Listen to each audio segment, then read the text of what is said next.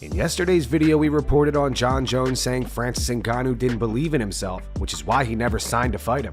Jon explained why he said this on Twitter. He wrote, "I found an interview of Francis talking about he'll forever be the undisputed champion because no one beat him. Once I saw that, my tone changed. I thought he would tell how he really felt. He did make the right decision. He left before I came back. Smart move." Somebody replied to Jon saying, "Says the guy who finally showed up again after Francis left." Jon replied, "Yeah, that's funny. That's not how it happened, my friend. I was ready to fight about 6 months ago. You all heard Dana, ready to fight absolutely anyone. Francis should have had this fight not gone. Nice try though." Jon also says he's rooting for Jake Paul tomorrow in his boxing match against Tommy Fury. Jon said, "I'm a huge fan of Tyson, but I'm rooting for Jake in this situation. The kid's come such a long way." Michael Bisping and Anthony Smith on the Believe You Me podcast react to the back and forth between Conor McGregor and Tom Aspinall last week. If you missed that, Aspinall said that he was not interested in watching Conor's return fight against Michael Chandler, and he's basically over Conor and is looking forward to other fights more. Aspinall said, "Honestly, I'm not that interested in it. I'll still watch it, but I'm kinda like over McGregor. For me, there's way more exciting fights out there than that. The heavyweight fight coming up that I'm super invested in, the London card, Leon Edwards, I could sit here and name them all day. There's another 20 fights I'm more interested in. Will I watch it? Yeah. But if it gets canceled, I won't be upset about it." Conor fired back on Twitter telling Tom to keep his mouth shut, and he also threatened him. Bisping says that Conor may be biting off a bit more than he can chew. I'm not sure if you saw that. Did No, I you didn't. run across that? Big Tom? Oh, Big Tom. Good luck with Oh, that. Big Tom. So me and Tom were talking the other day. We were on the phone, just having a little catch up. We said, "Oh, did you see McGregor?" And I hadn't done. I hadn't seen him whatsoever. And McGregor, yeah, he was talking about, he was doing a podcast or talking to some journalist or something, but he just said he wasn't that interested. He said, "I'm kind of over the whole McGregor thing." He said, "There's way more fights that I'm excited about. The Jones fight for one in his division." And then he talked about Leon Edwards fighting Kamaru. He said, "There's lots of fights that I'm more interested in. I'm not that interested in it." So then McGregor didn't say that too kindly. He says, "Mush head," which is such a low blow. "Mush head rat, keep your comments to yourself. Bomb prick. Say sayonara to that Jim King deal kid. Starve you and kill you, I will. You disrespectful prick. Don't ever speak my name in disrespect again. Mush potato head." And then Tom just like responded by on his phone screensaver thing, you know, like his contact, scribbled out Tom Aspinall and put mush potato head. In fact, there it is. That's Tom. Tom's the most laid back guy. I mean, have you spoke to Tom when we've had him on the podcast? Yeah, he's a good guy. He's a good guy. Yeah, there's no rattling here. I mean, you walk around and you're 6'5" and you're as talented as Tom Aspinall. You know, you move so well and you're so good in every facet. He's 270 pounds. You're not bothered about some lightweight chatting a bit. You just laugh it off. Yeah, I just don't. That's the one part that does get me thinking weird. Like, why do you care what Tom Aspinall says? Like, why is he so worried? Like, the times he's come at you, the times he's come at me, the time, like, to a little bit, I understand why he comes at us when he's upset, because we do have a big platform and a lot of people are listening to things that we say on here and in other places. But you couldn't even tell me what media outlet he was with. No, I can't. Like, why do you care what Tom Aspinall has to say? Just worry about you and do your thing. It's not that big of a deal. You can't care what everyone says about you.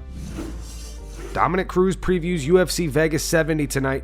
Krylov versus Spann is really going to be an awesome fight because Spann seems to knock everybody out so fast. In that first round, he's walked in there and just when he touches you, you go down. And he's so explosive, he's so long, so rangy. Well, Krylov can take a punch. We saw that in his fight against Oezdemir. Oezdemir hit him with everything in the kitchen sink, and we know Oezdemir has that knockout power as well. So can Spann get Krylov out of there early in that first round is the question. Or will Krylov weather that storm like he did against Oezdemir? Take down Spann, hold him down, take the air out of his lungs, and then just go to a decision, or maybe even get the finish. That's the question. It's going to be a chess battle of cardio because Krylov makes it a sprint. He makes it a race. And Spann usually knocks you out before you can make it a race. So who gets it first? Does the knockout happen, or does Krylov pull him into deep waters and get the finish? I can't wait for that main event. Brendan Allen versus Andre Muniz is going to be sick because Brendan Allen has been able to just out-grapple people with not just straight jiu-jitsu, but wrestling and jiu-jitsu mixed together really well. He's very strong, and he's very well-versed with the defense as well, whereas Muniz is very well with the offense. So the offensive jiu-jitsu on Muniz is so good that I can't wait to see how these guys battle each other. It's going to be a chess battle.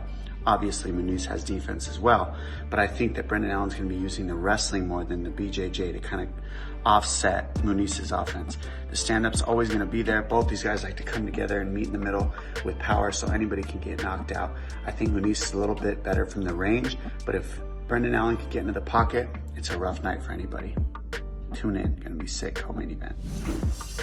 Aljamain Sterling says that although watching Alexander Volkanovski fight Islam made him nervous, he's still absolutely willing to fight him. People are asking me, would I still go up to 145? Absolutely. I'm going to be real with you guys. Did Volkanovski going against Islam scare me a bit? Yeah, that got me nervous. It got me saying, oh man, this guy is really freaking good. Going up and taking on the supposedly Khabib 2.0 and doing that to him, ending the fight in that way, defending chokes and punching him while he's got this insane Dagestani killer wrestler on his back and he's beating him up from an undominant position. Yeah, that's a tough fight. But again, I like my chances, and this is what the fight game is all about. Taking risks and taking chances, because if you don't risk it, there's no biscuit.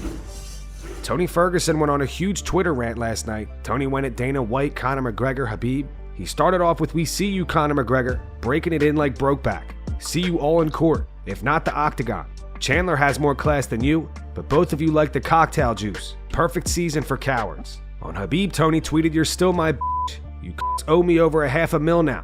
I'll take it off your heads like a haircut, as you did business wrong with me. Daddy, don't forget. Check it out. I'm a tracker taught by my pops. Never liked to kill, but for you." He continued, "I was looking for that bitch-ass Brazilian that talked shit and wanted to have his head handed to him. Not sure where he went. Maybe he'll respond. Always love when someone talks shit. They usually end up f***ed up and bloody. Feels good to be back. Guess which horseman I am." And on Dana White, Tony said it's going to take a class action lawsuit to let some of these so-called untouchables get a taste of their own medicine. If this f***er treated his lady in public like that, how do you think he treats his fighters underneath? Hashtag ask me. At Disney Studios, at Dana White, at UFC. And that's going to wrap it up for the news. Thanks for watching. If you enjoyed the video, be sure to subscribe to Full Mount MMA and click the bell icon to be notified when we post future ones. Here are the 3 top comments from last video.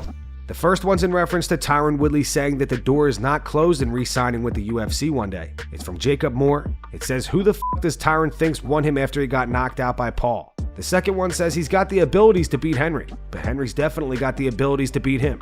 Great insight, Josh.